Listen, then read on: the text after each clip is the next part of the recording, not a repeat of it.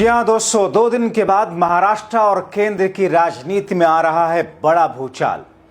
अजीत दादा के plane crash का सच, कोर्ट दर्ज कराएगा एफआईआर, राहुल का सपोर्ट आ गया काम। स्वागत है आप सभी का। आप देख रहे हैं द राजनीति का विशेष सेगमेंट खबर और विश्लेषण। मैं हूं जबार खान। तो क्या 45 दिनों के बाद अजीत दादा पवार के उस प्लेन क्रैश का सच सामने आया, ऐसे तथ्यों के साथ जिसे भारतीय जनता पार्टी की सरकार और एजेंसियां इनकार नहीं कर सकती। आखिर अजीत दादा पवार के भतीजे कौन सा ऐसा बड़ा खुलासा 2 दिन के बाद करने जा रहे हैं जिसमें उन्होंने कहा कि राहुल गांधी का सपोर्ट और समर्थन उनके साथ में हर कदम पे रहा। तो क्या महाराष्ट्र की राजनीति के साथ साथ देश की राजनीति पर इसका कोई बड़ा असर पड़ेगा? और क्या वाकई ये महज हादसा नहीं, एक सोची समझी साजिश थी प्लेन का हादसा होना? विस्तार से दोस्तों आपको बताते हैं। दोस्तों, महाराष्ट्र में उप मुख्यमंत्री और एनसीपी के मुखिया रहे दिवंगत अजीत पवार के प्लेन क्रैश मामले में उनके विधायक भतीजे रोहित पवार ने यह कहकर सबको चौंका दिया कि चाचा अजीत दादा पवार का प्लेन क्रैश एक हादसा नहीं, सोची समझी साजिश थी। अब मेरे पास सबूत आ गए हैं, इसका सनसनीखेज खुलासा करने जा रहा हूं। मेरी इस मुहिम में नेता प्रतिपक्ष राहुल गांधी ने बहुत सपोर्ट किया। उनके समर्थन से, उनकी मदद से यह संभव हो पाया। उन्होंने कहा दोस्तों कि सारी थ्योरी गलत साबित हुई है, हादसा नहीं साजिश थी। मैं 2 दिन बाद बड़ा खुलासा करने जा रहा हूं। राहुल का सपोर्ट बहुत काम आया। दोस्तों, अजीत दादा पवार के भतीजे विधायक रोहित पवार ने कहा कि राहुल गांधी ने उन्हें बहुत अहम सपोर्ट किया। अब चाचा की मौत पर 2 दिन बाद एक चौंकाने वाला खुलासा करेंगे। राहुल ने बतौर पायलट कई अहम बातें साझा की। ऐसे में 2 दिन बाद देश की राजनीति में एक बड़ा बवंडर होने जा रहा है। अब सवाल ये कि जब एक सर्कमस्टेंशियल एविडेंस इतने सारे उस हादसे को साजिश की तरफ इशारा करते हुए दिखाई दिए, तो फिर अब तक उस पर एफआईआर तक क्यों नहीं दर्ज की गई? आखिर सरकार किस बात को लेकर के चिंतित थी? आखिर एजेंसियां क्या किसी दबाव में काम कर रही थी? रोहित पवार ने सवाल उठाते हुए कहा कि एफआईआर दर्ज ना करना बहुत कुछ कहता है। कौन किसे बचाने की कोशिश कर रहा है? अजीत दादा पवार के भतीजे रोहित पवार ने कहा कि मेरी राहुल गांधी से करीब 30 मिनट की मुलाकात हुई। मैं उनका आभारी हूं, उन्होंने हर कदम पर मेरा साथ निभाया। दोस्तों, दरअसल रोहित पवार ने राहुल गांधी से मुलाकात की और उन्होंने कहा कि राहुल इस बात को लेकर अचरज में दिखे कि इतने बड़े नेता का एक्सीडेंट होने के बावजूद सिंपल एफआईआर तक नहीं हो पा रही।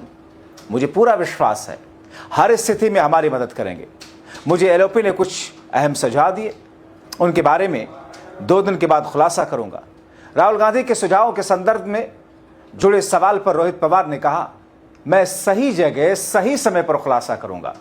ये पूछे जाने पर कि क्या राहुल गांधी को भी शक है कि अजीत पवार का प्लेन क्रैश एक हादसा नहीं, एक साजिश है, पवार ने कहा कि यह सब कुछ जांच का विषय है। लेकिन जो भी हो, आखिर एक एफआईआर क्यों नहीं की गई? जांच क्यों नहीं दी गई? जांच क्यों नहीं हो रही?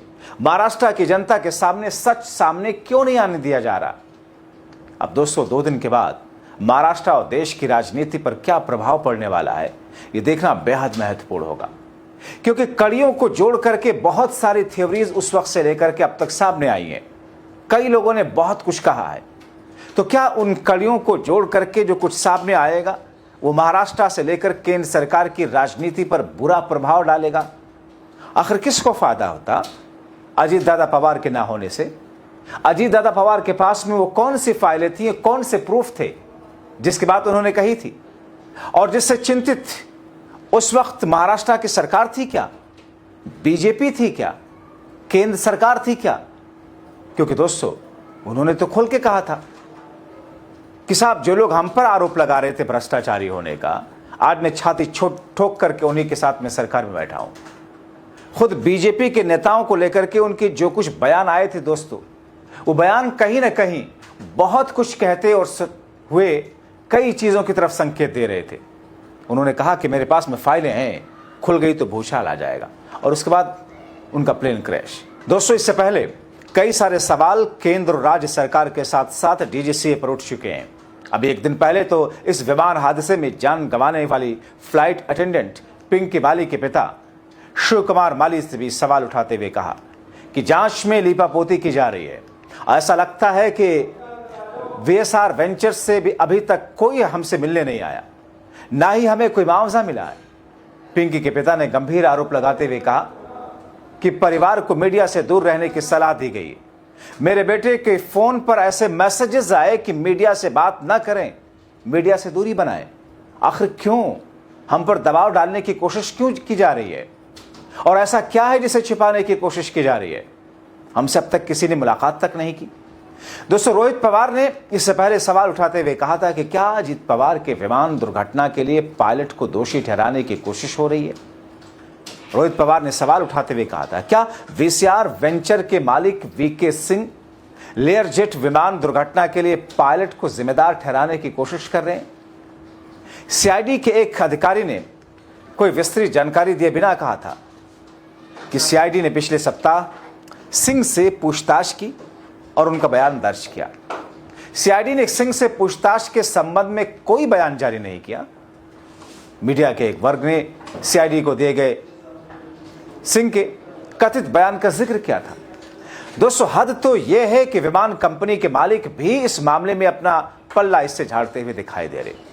दरअसल रोहित पवार ने मीडिया के एक वर्ग में आए सिंह के इसी कथित बयान का हवाला देते हुए एक्स पर पोस्ट में क्या कहा था। उन्होंने कहा था, ब्लैक बॉक्स में वास्तव में क्या रिकॉर्ड हुआ था यह अब तक सामने नहीं आया।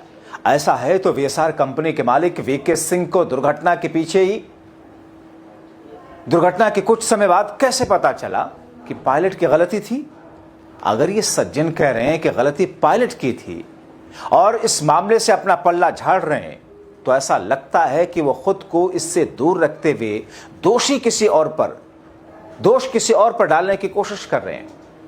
दोस्तों, सबसे बड़ा सवाल ऐसे में ये कि मुंबई पुलिस ने उस विमान हादसे में एफआईआर दर्ज करने से इनकार क्यों किया, जिसे महाराष्ट्र के उप मुख्यमंत्री अजित पवार की मौत हुई।